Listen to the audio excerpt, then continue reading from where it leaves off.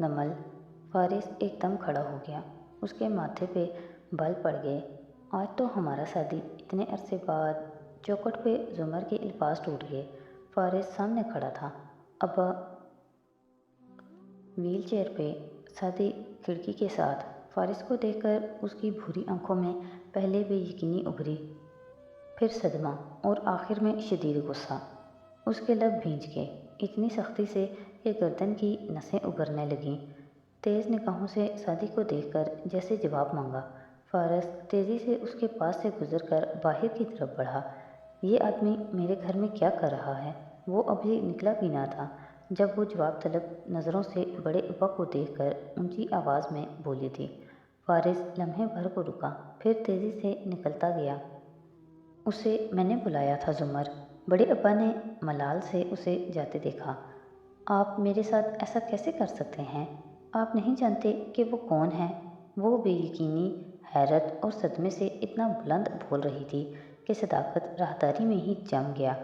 वो बेगुनाह है और मैं बेगुनाह नहीं थी। आपको इस सारे मामले में मैं मासूम नहीं लगती। जुमर सादी ने कुछ कहना चाहा। तुम तो बिल्कुल खामोश रहो।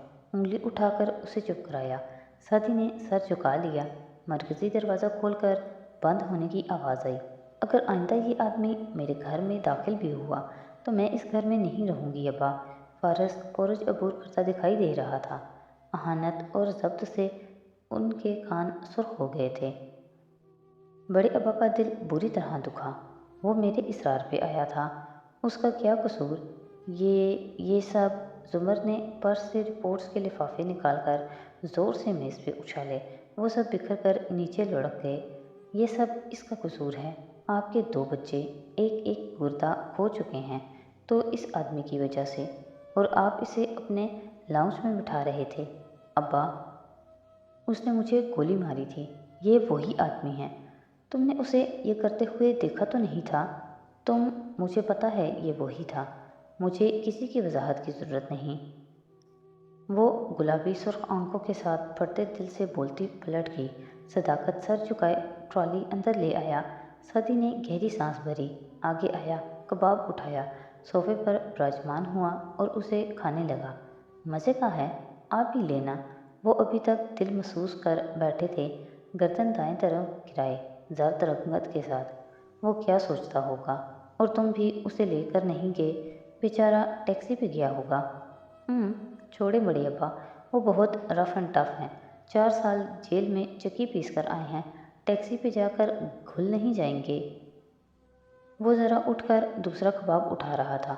वो मेरा मेहमान था और घर आए के साथ कोई ऐसे करता है? और वो तो था भी मासूम। आप ऐसा करें, उसने कबाब मुंह में रखते हुए कहा, फूफो की शादी करवा दें। बड़े अब्बा ने शाकी नज़रों से उसे देखा। मैं करा सकता हूँ। सादी ने कबाब चबाते हुए आंखें सुकेड़ कर सोचा। टेक्निकली हाँ, हाइपोथेटिकली शायद, और प्रैक्टिकली तो बिल्कुल भी नहीं। उम्मीद से शुरू की हुई बात के आखिर में झुरझुरी लेकर उसने सर झटका। बड़े अब्बा व्हील चेयर के पहिए चलाते उसके करीब आने लगे। पढ़ी लिखी लड़कियां जगदीश अबूर कर जाएं और उनके पास ना ख़त्म होने वाले दलाइल हों तो उनको कोई शादी के लिए मजबूर नहीं कर सकता। और गमज़दा मुस्कुराहट से शादी का चेहरा देखा। वो तो उसे इस घर में बर्दाश्त नहीं कर सकती। ज़िंदगी में कैसे करेगी? कबाब में कोई हड्डी थी शायद जो शादी के हलक में फंस गई। वो बेइख्तियार आगे झुककर खांसा, फिर चेहरा उठाकर उड़ती रंगत के साथ उनको देखा। मैंने ये तो नहीं कहा। 6 फुट का पोता 25 साल का होकर बाहर से डिग्री लाकर समझता है कि वो दादा की दवाइयों की पर्ची पढ़ सकता है और दादा उसका जहन नहीं पढ़ सकता। सादी ने बौखलाकर दरवाजे को देखा। आहिस्ता बोलिए, मैं आप कर दिया जाऊँगा। बड़े अब्बा उदासी से मुस्कुराए। ये मेरी ख्वाहिश है, हमेशा से थी, मगर वो कभी नहीं मानेगी। सादी बिल्कुल चुप हो गया। तभी राहदारी से कदमों की आवाज़ आई। सादी ने जल्दी से कबाबों की प्लेट वापस रखी और सीधा होकर बैठा। जॉब पे नहीं जा रहे आजकल? जुमर अंदर आई, सामने टांग पे टांग रखकर बैठी, लिबास बदलकर फ्रेश और संभली हुई थी। मंडे तक ऑफ लिया हुआ है, कुछ काम निपटाने थे। वो बज़ाहिर सरसरी लहजे में कहते हुए गाहे बगाहे मोहतात नज़र उस पर डालता। अगर तुम्हें मेरा रवैया बुरा लगा है तो मैं माज़रत करती हूँ, मगर मुझे उसका कोई अफसोस नहीं, क्योंकि अगर तुम खुद मेरी जगह रख कर सोचो तो तुम्हें मैं हक बजानिब नज़र आऊँगी। नहायत ठंडे लहजे में वो शुरू हुई। मेरी ज़िंदगी के कुछ असूल हैं, मैं जिनको पसंद नहीं करती उनसे भी मिल लेती हूँ, मगर जिनसे नफ़रत करती हूँ, बिलखुसूस किसी ऐसे शख्स से जिसने मुझे नुकसान दिया हो, तो मैं उसको अपने इर्द गिर्द भी बर्दाश्त नहीं कर सकती। इस बारे में मुझे अपने जज्बात छुपाने की ज़रूरत नहीं है। आखिर में हल्के से शाने उचकाए। सादी ने सर हिलाया। वो जज्बात नहीं, मगर ढेरों कुर्ब छुपा कर आई थी। आइंदा कुछ भी ऐसा हो जो आपको तकलीफ़ दे ज़ुमर, और जो दे चुके हैं वो ज़रूर भुगतेंगे। मुझे उनके भुगतने से गर्ज नहीं है, मगर आप तो इंसाफ कसास पे यकीन रखती थीं। माफ़ मैंने अभी भी नहीं किया सादी, मगर मैं ज़िंदगी में आगे बढ़ना चाहती हूँ। मैं ख़ुद को मज़ीद तकलीफ़ से बचाना चाहती हूँ। वो संजीदगी से कह रही थी। अब्बा, आपको इससे मिलना है तो ज़रूर मिलें, मगर मेरी मौजूदगी में ये मत किया करें। हमने तो यही समझा था ना। सादी ने वो मुश्किल खुद को कहने से रोका। सादी चाहता है हम कल रात उसकी तरफ खाना खाएं। बड़े अब्बा ने बात बदल दी। न तायीद की न इनकार किया। जुमर ने सादी को देखा, जो मुतज़ब्ज़ब सा उसे देख रहा था। वो ज़रा सा मुस्कुराई। शोर, हम ज़रूर आएंगे। सादी की रंगत वापस आई। वो मुस्कुराता हुआ उठा। हम सब इंतज़ार करेंगे। जुमर की मुस्कुराहट उसकी आंखों में भी थी। वो अब बेहतर महसूस कर रही थी। रात की स्याह अफशां पूरे शहर पे जगमगा रही थी। कारदार्स के अजीम शान कसर के सामने लॉन नशेब में जाता तो आगे एनेक्सी थी। फारस दरवाजे पे खड़ा चाबियों के गुच्छे से एक लगा रहा था। जीन्स पे बटनों वाली शर्ट पहने, कफ कलाई पे मोड़े, उसका चेहरा बेतासुर था। दरवाज़ा खुला, उसने अंदर कदम रखा, बिना देखे दीवार पे हाथ मारा और सीधा दूसरा बटन दबाया। दाखिली हिस्से की बत्ती जल उठी। वो छोटे छोटे कदम उठाता अंदर आया। गर्दन घुमाकर छत, खिड़कियों, दीवारों को देखता वो राहदारी से गुजर रहा था। घर बाहर से पेंट शुदा था कि कारदार अपना घर पेंट करवाते तो उनका भी बैरूनी हिस्सा करवा देते कि उनके लॉन से वो दिखाई देता था। अलबत्ता अंदर से घर मामूली था। नॉर्मल फर्नीचर, चिप्स का फर्श, दीवार और छत के मिलने की जगह पे उखड़ा पेंट। वो आगे बढ़ता गया। जवाहरात ने यहाँ की सफाई करवा दी थी। आज वो साफ़ सुथरा सा पड़ा था, मगर फिर भी पुराना और मामूली लगता था। लाउंज छोटा सा था। उसके एक तरफ खाने की गोल मेज़ रखी थी। ड्राइंग रूम अलग था। सीढ़ियाँ ऊपर जाती। एक तरफ दरवाज़ा था जहाँ से सीढ़ियाँ बेसमेंट में जाती। बेसमेंट तहखाने की तरह था। पूरे घर के रकबे पे फैला कमरा, जिसमें सतून थे मगर दीवारें नदार्द। इस तहखाने में काठ कबाड़ था। फारस इधर नहीं गया। वो ऊपरी मंजिल पे आया। आगे टेरेस भी था और अंदर दीवार पे एक तस्वीर थी। तस्वीर में वो हल्का सा मुस्कुरा रहा था, बिल्कुल हल्का सा। ऐश ग्रे डिनर सूट में मलबूस था। बाल अब जैसे थे। साथ एक साड़ी में मलबूस लड़की खड़ी थी। स्टेप में कटे बाल, झुमके, जाजिब नज़र। वो भी मुस्कुरा रही थी। फ़रज़ पलट गया। उसका चेहरा बेतासुर था। बाथरूम में आकर उसने नल खोला और आस्तीन मोड़कर वज़ू करने लगा। टेरेस से बाहर रोशनी में नहाया कसर दिखाई दे रहा था। अंदर मुलाजमों की चहल पहल जारी थी। जवाहरात सरबराही कुर्सी पर विराजमान नज़ाकत से छुरी कांटे से स्टेक का टुकड़ा तोड़ रही थी। दाएं हाथ बैठा हाशिम प्लेट पे झुका खाने में मगन था। उसके मोबाइल के मैसेज की टोन वक़्फ़े वक़्फ़े से बज रही थी। जवाहरात के दूसरे हाथ बैठा नौशरवान बेदिली से कांटा प्लेट में उलट पुलट कर रहा था। उसकी शेप बड़ी हुई थी। तुम आज फिर ऑफिस नहीं आए? जवाहरात ने कांटा चलाते बस निगाहें उठाकर शेरू को देखा। उसने बेजारी से चेहरा उठाया।